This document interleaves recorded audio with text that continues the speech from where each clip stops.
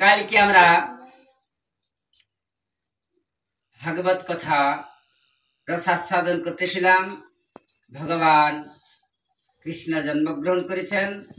কালকে আমাদের চতুর্থ দিবস ছিল। আজ আমরা পঞ্চম দিবসীয় ভাগবত কথা আমরা শুভারম্ভ করতে চলেছি।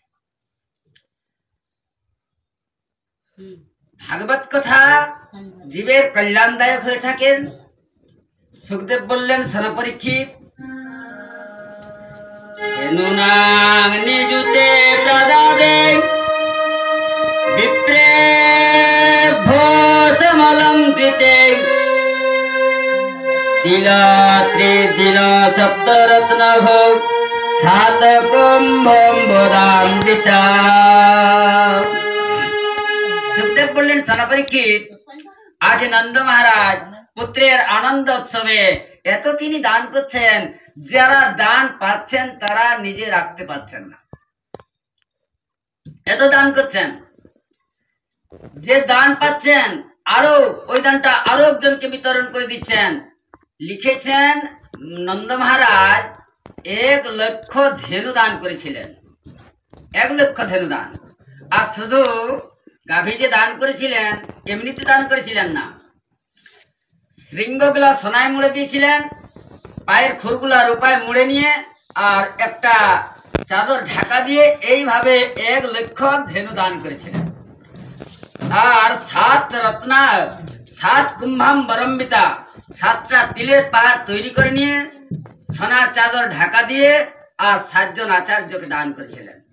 এইভাবে নন্দ মহারাজ দান করছেন আর সকলেই দান পেয়ে বড় আনন্দিত হচ্ছেন আর সকলেই ভগবান কৃষ্ণকে মানে আশীর্বাদ করছেন। কি আশীর্বাদ করছেন? জিও শ্যামেলা আলা, জিও নন্দলা, পীরি তেরি পগড়ে রঙ্গ কালা, জিও শ্যামেলা আলা, জিও নন্দলা,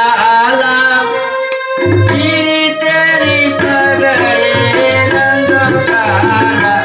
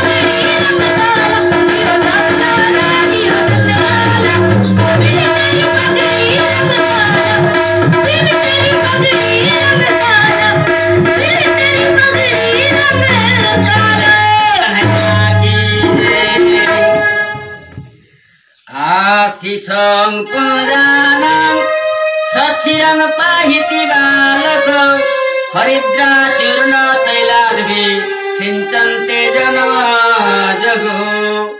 আজ কি করছেন ওই ব্রজবাসীরা? আজ তো নন্দ উৎসব, তাই তারা আজ মানে দইয়ের ভাঁড় নিয়ে আসছেন, আর তার মধ্যে হলুদ দিচ্ছেন আর তৈল দিচ্ছেন, আর কি করছেন এর গায়ে ঢেলে দিচ্ছেন, ওর গায়ে ঢেলে দিচ্ছেন।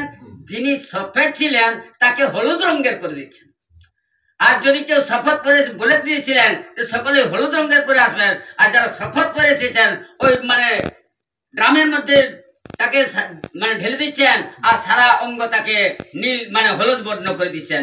এইরকম ব্রজবাসী আজ খুবই আনন্দ করছেন, আর সমস্ত আমার প্রভুকে মানে সকলে আশীর্বাদ করছেন। কি আশীর্বাদ করছেন? বললেন, হে লালা, তুমি যেন 1000 বছর বেঁচে থাকো, আর 1000 বছর যেন আমাদের আপনি পালন করেন, এইভাবে আশীর্বাদ করছেন। নন্দ মহারাজ বললেন, শুনুন, আপনারা এই নন্দ উৎসব তো 18টি মন্ত্র আছে। প্রতিদিন যদি নিয়মের সহিত এই 18টি মন্ত্র কেউ পাঠ করেন, তার ঘরে লক্ষ্মী নারায়ণ বিরাজমান থাকেন। কারণ এই যে নন্দ মহারাজ এত দান করতেছিলেন, যত দান করতেছিলেন তার দ্বিগুণ ধন তার বাড়তেই ছিল। এই জন্যই লক্ষ্মী নারায়ণ যেখানে সাক্ষাৎ থাকেন, আপনি দান করতেই চলুন, এদিকে আপনার দেখবেন যে ঘর পূর্ণ হয়ে আছে। দানে কোনদিন ধন কম হয় না। আপনারা তো পূর্বেই বলে দিয়েছিলাম দ্বিতীয় দিনেই, যে ধন দান করতে গেলে যেটা আপনি দান করবেন সেটা জীবনে আপনার কোনদিন খালি হবে না, আপনার চলতেই থাকবে। এখন নন্দ মহারাজ বলছেন, শোনো, আপনারা এই উৎসব মানান, কারণ কংসের কাছে আমার বাকি কর আছে, সেই করটা মিটিয়ে দেওয়ার জন্য আমি চলে যাচ্ছি। গোপানাং গোকুল রক্ষায়াং নিরুপাং মথুরাং গত নন্দ কংসস্য বার্ষিকং করং দাত কুরুতঃ। আজ নন্দ মহারাজ চলে গেলেন মানে কংসের কাছে কর দিয়ে, আর চিন্তা করলেন যে আমার মিত্র বসুদেব আছেন, তার সঙ্গে একবার সাক্ষাৎ করে যায়। বসুদেবের কাছে এলেন, আর নন্দ মহারাজ বসুদেবের গোলে ধরে নিয়ে কাঁদতে লাগলেন। বললেন, কাঁদছেন কেন? কাঁদছেন এই জন্যেই। নন্দ বলছেন, মহারাজ, তুমি তো আমার মিত্র, আমি শুনেছি যে এক এক করে নিয়ে কংস আপনার 6টি পুত্র মেরেছিল, পরে যে একটা কন্যা জন্মগ্রহণ করেছিল সেটাও আকাশে চলে গেছে। কিন্তু বসুদেব তো বলতে পারছেন না তুমি যে তোমার ঘরে যে ছেলেটি সেটা আমারই ছেলে, কারণ তাহলে তো লোকে জানাজানি হয়ে যাবে। এই জন্যে হতে দেবকী পুত্র কংস নেব হতা একা বরিষ্ঠা বরজা কয়াং সাপি দিবঙ্গতা। ও তো আকাশে চলে গেছে। বললেন, মহারাজ, উনি মানে বসুদেব বলছেন, শোনো ভাই, কেঁদে কি লাভ হবে? যেটা ভবিতব্য থাকে সেটা কারো খণ্ডন করার ক্ষমতা নাই। কারণ তুমি তো জানো, তবে একটা কথা তোমাকে বলছি, যখন ওই যোগমায়া আকাশে চলে গেলেন, আর ওই যোগমায়া কংসকে বলেছিলেন, বললেন, আরে কংস, তুই আমাকে মারতে চাইছিস, তোকে যে মারবে সে এই 84 কোষের মধ্যে জন্মগ্রহণ করেছে। সেই সময় কংস বলেছিলেন, মা কোথায় জন্মগ্রহণ করেছেন, আপনি নামটা বলে যান। বললেন, নামটা তো বলা যাবে না, তো তোমাকে যে মারবে 84 কোষের মধ্যেই আছে। সেই সময় মানে কংস সকল মানে তার মানে আত্মীয় স্বজন এবং যত সৈনিক ছিলেন সকল কাকে ডাকালেন। বললেন, সোনা ভাই, আপনারা তো সকলেই শুনলেন আকাশবাণী যে আমার শত্রু জন্মেছে, ও আমাকে মারবে, তো ও বড় হয়ে আমাকে মারতে আসবে, তার আগে তাকে মেরে ফেলো। সৈনিকরা বলছেন, মহারাজ, তাকে আমরা কোথায় খুঁজে বলবো? তার তো কোনো চিহ্ন নাই, তার তো কোনো পাতা নাই, তাহলে তাকে আমরা খুঁজে পাবো কোথায়? তবে জানি একটা উপায় আছে। ভগবান থাকেন সনাতন ধর্মে। আর সনাতন ধর্ম কোথায় থাকে বলুন তো? সনাতন ধর্ম থাকে যেখানে ব্রাহ্মণ যজ্ঞ করে, যেখানে বেদ পাঠ হয়, যেখানে গাভী বৎসের সেবা হয়, যেখানে সন্ত ভগবানের ভজনা করে থাকেন, দেব প্রতিমাতে ভগবান থাকেন, এখানেই সনাতন ধর্ম থাকে। এই সকল আমরা এই যে সন্তদের যত আশ্রম আছে তাদের আশ্রম ভাঙচুর করব, ব্রাহ্মণরা যে যজ্ঞ করছেন তাদের যজ্ঞ বন্ধ করব, ব্রাহ্মণরাকে এই আমাদের মানে মথুরা থেকে বিতাড়িত করব। বললেন আরে ভাই, ওই রকম যদি তোমরা করো তাহলে তোমাদের আশ্রমে ঢুকতে দিবে কে? বললেন কোনো চিন্তা নাই মহারাজ, তাদের আমরা জবরদস্তি বেঁধে বেঁধে আর যমুনায় তাদের ডেলে দেওয়া যাবে। বললেন আরে ভাই, এটাই মানে তোমাদের কি তারা ছেড়ে দিবে? অন্য কোনো একটা উপায় করো। বললেন একটা উপায় আছে মহারাজ। বললেন কি উপায় আছে? বললেন শুনুন, আজ থেকে 1 মাস আগে যত শিশু জন্মেছে আর 1 মাস পর্যন্ত যত শিশু জন্মাবে আমরা তাদের ঘরে প্রবেশ করব আর সেই ছেলেগুলোকে আমরা মানে হত্যা করব, তার সঙ্গে কৃষ্ণও মারা যাবে। বললেন বাহ, আরে তোমরা তাদের এত শিশু বধ করবে, মারবে, আর তোমরা তারা তোমরাকে ছেড়ে দিবে? বললেন অন্য কোনো উপায় করো। বললেন ওইখানে পুতনা দাঁড়িয়েছিলেন, পুতনা হলেন মানে কংসের বোন, নিজের বোন নয়, মানে অঘাসুর বকাসুরের বোন বটেন। তো অঘাসুর বকাসুর কংসের হচ্ছেন মিত্র, তো মিত্রের বোন নিজের বোনের মতনই তাকে ভালোবাসেন। পুতনা ওখানে দাঁড়িয়েছিলেন। বললেন মহারাজ, আমি আপনার শত্রুকে বধ করব। বললেন আমি স্তনে বিষ লেপন করে যাব আর ছদ্মবেশে যাব, যে যার ঘরে শিশু জন্মেছে আমি তার বাড়িতে যাব, তাকে কোলে তুলবো আর স্তনপান করাবো। 1 বিন্দু বিষ মুখের মধ্যে প্রবেশ করতে গেলে সে মারা যাবে, আর আমি আকাশ পথে চলে আসবো, কে আমাকে ধরতে পারবে? কংস বলছেন বোন, তোমার 6 ইঞ্চি করে দাঁত, এত মোটা কালা তগড়া শরীর, এত মোটা সোটা আছে, তোমাকে ঘরে ঢুকতে দিবে কে? বললেন কোনো চিন্তা নাই। বললেন মহারাজ, দাঁত লম্বা আছে তো কি আছে, কাঁচিতে ছেটে যাব, আর গায়ে যদি কালা আছে তো কি হচ্ছে, আর কি আছে, আমি গায়ে প্লাস্টার করে যাব, আর আমি ঘুমটা টেনে যাব, আমি শুয়ে আছি কি জেগে আছি কে জানবে? আর ব্রজের সমস্ত মাতারা ঘুমটা নিয়েই থাকে। আজ বড় সহায় মিলে গেল। তাই বসুদেব বলছেন শোনো, তোমার এখানে আর বিশেষ সময় থাকা যাবে না, তুমি শীঘ্র মানে গোকুলে চলে যাও। বলে ঠিক আছে মহারাজ, আমি চলে যাচ্ছি, তবে আমার ছেলের জন্য একটা কোনো মানে চিহ্ন নিয়ে যাচ্ছি, কোনো একটা তাকে দিতে হবে, তো তার জন্য আমি চলে যাচ্ছি। এখন এদিকে নন্দ মহারাজ গোকুলে মথুরায় থাকাকালীনে পুতনা গোকুলের মধ্যে চলে এলেন, খুব ড্যাস করে আছেন, ঘুমটা টেনে আছেন। যশোদার যে বান্ধবীরা ছিলেন তারা বলছেন ভাই কে বটে ভাই? বললেন চেনা তো যাচ্ছে না। তাহলে আমাদের মনে হয় বোঝা যাচ্ছে যে এই যশোদারই কোনো বান্ধবী হতে পারে। তিনি সিধা যশোদার বাড়ির সামনে উপস্থিত হলেন আর যশোদাকে ডাক দিয়েছেন। বললেন যশোদা বাড়িতে আছেন? বললেন কে? বললেন শুনুন, আমার স্বামী কালকে এসেছিলেন, তোমার ছেলেকে আশীর্বাদ করে গেছেন, তাই আমি চিন্তা করলাম আমি কেন পিছনে থাকবো, তোমার ছেলেকে আশীর্বাদ করার জন্য এসেছি। যশোদা বলছেন দেখুন, আরে আমার এই বয়সে যে ছেলে জন্মেছে, আপনাদের সকল আশীর্বাদেই তো ছেলে জন্মেছে। আরে 70 বছর বয়সে কি কার পুত্র জন্মায় নাকি? আপনাদের আশীর্বাদে আমার তো ছেলে জন্মেছে, আপনি আমার ছেলেকে আশীর্বাদ করুন। বললেন হ্যাঁ হ্যাঁ, আশীর্বাদ করার জন্যই তো এসেছি, নাহলে কেন আসতাম। এখন কি হলো, পুতনা বলছেন, যশোদা বলছেন দেখো ভাই, আমার ঘরে অনেক অতিথি আছে, তাদের সেবা শুশ্রূষা করতে হবে, আর তুমি আমার ছেলেকে আশীর্বাদ করে যাও। বললেন হ্যাঁ হ্যাঁ, আপনি নিশ্চিন্ত মনে ঘরের ভিতরে চলে যান, আমি আপনার ছেলেকে আশীর্বাদ করে যাচ্ছি। পুতনা বসলেন আর পালঙ্কে বসেছেন আর গোবিন্দকে আমার কোলে নিয়েছেন। তো সুখদেব বললেন শোনো, বিবুদ্ধতাং বালক মারিকা গ্রহং চরাচরাত্মহস নিমিলিত ক্ষণং অনন্তমার পয়দঙ্ক মন্তকং যথগরং সুতপ্ত রজ্জু বুদ্ধি। আজ পুতনা গোবিন্দকে কোলে তুলে নিলেন, তা কেমন ভাবে সুখদেব বললেন, সনক, কোন ব্যক্তি যদি ভ্রমবশত একটা কালসাপ সে বুকে আঁকড়ে তুলে, তো ওই সর্প তো তাকে ছবল মারবেই।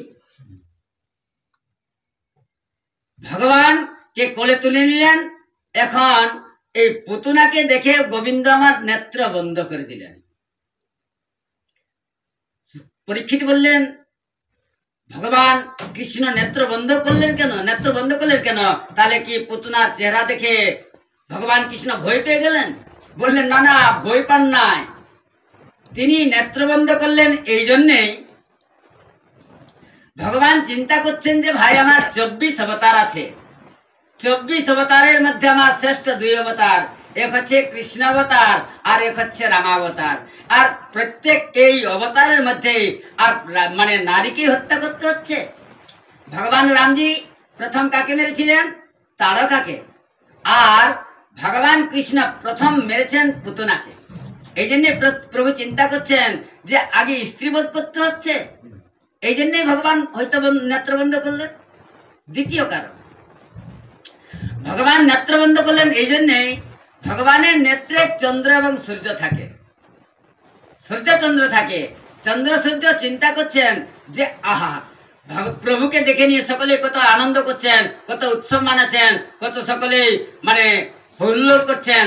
আর এই রাক্ষসী আমার প্রভুকে মারার জন্য এসেছে, এর নেত্র এর মুখ দর্শন করা যাবে না, এর মুখ দর্শন করতে গেলে আমাদের অপরাধ হবে, এই জন্য তারা নেত্র বন্ধ করে দিলেন। তৃতীয় কারণ, ভগবান চিন্তা করছেন, বললেন ভাই আমার তো বিষ পান করার অভ্যাস নাই। বললেন একমাত্র শঙ্কর ভগবানে বিষ পান করতে পারেন। যে সময় সমুদ্রে মন্থন থেকে বিষ উঠেছিল, আরে 50,000 করোড় টন বিষ উঠেছিল, আর ভগবান সকল অঞ্জল পেতে মানে পান করে দিয়েছিলেন। তাই চিন্তা করছেন আমি তো কোনোদিন বিষ পান করি নাই, তো এই জন্যে ভগবান কৃষ্ণ ভগবান শঙ্কর ভগবানকে স্মরণ করলেন। বললেন প্রভু আপনি আমার দিলের মধ্যে চলে আসুন, আপনি এই পুতনা মাসির বিষটা পান করুন আর আমি দুগ্ধ পান করব। এই জন্য ভগবান হয়তো নেত্র বন্ধ করলেন। চতুর্থ কারণ, ভগবান চিন্তা করছেন যে ভাই পুতনা মাসি আমাকে মারার জন্য এসেছে ঠিক আছে, কিন্তু যে কাজটা মা করে সেই কাজটা করার জন্যই তো এসেছে। মায়ের কাজ কি হলো? ছেলেকে স্তনপান করা, তো আমাকে তো স্তনপান করাবার জন্য এসেছে। তো এই জন্যই ভগবান চিন্তা করছেন যে পুতনা মাসি পরে যে গতিটা পাবে আমি সেই মুক্তিটা প্রদান করব এই পুতনাকে। তাই ভগবান নেত্র বন্ধ করে নিয়ে আর তিনি বৈকুণ্ঠপুরীতে গোতা লাগালেন, যদি সিট খালি আছে তাহলে তাকে সেখানেই পাঠানো হবে। আরো কারণ আছে, ভগবান চিন্তা করছেন যে এই পুতনা আমাকে মারার জন্য 1000 বালককে সে বধ করেছে, আরে আমার জন্য তারা মারা গেছেন। তাই ভগবান সমস্ত জীবাত্মাকে তিনি স্মরণ করলেন। আর কি করলেন?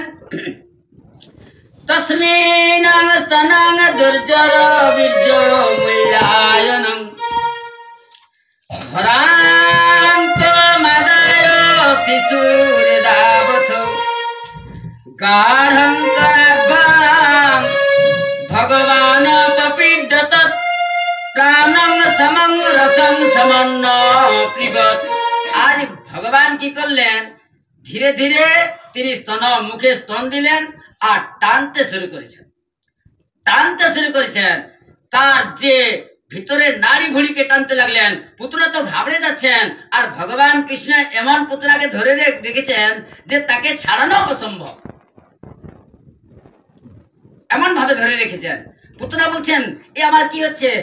আরে লালা ছেড়ে দে বাবা, ছেড়ে দে বাবা। ভগবান বলছেন মাসি আগে তোমাকে ঠিকানায় পৌঁছানো হবে, তারপরে তোমাকে ছাড়া যাবে। বললেন এমন কি? আরে ছেলের তো কান্নাকাটি করে, এ বলছে তোমাকে ঠিকানায় পৌঁছাবো, এ তো বিচিত্র ছেলে। আর পুতনা তাকে ছাড়াবার চেষ্টা করছেন, কিন্তু ভগবানকে কোনোতেই ছাড়াতে পারছেন না। ভগবান ধীরে ধীরে তার প্রাণকে আকর্ষণ করিলেন।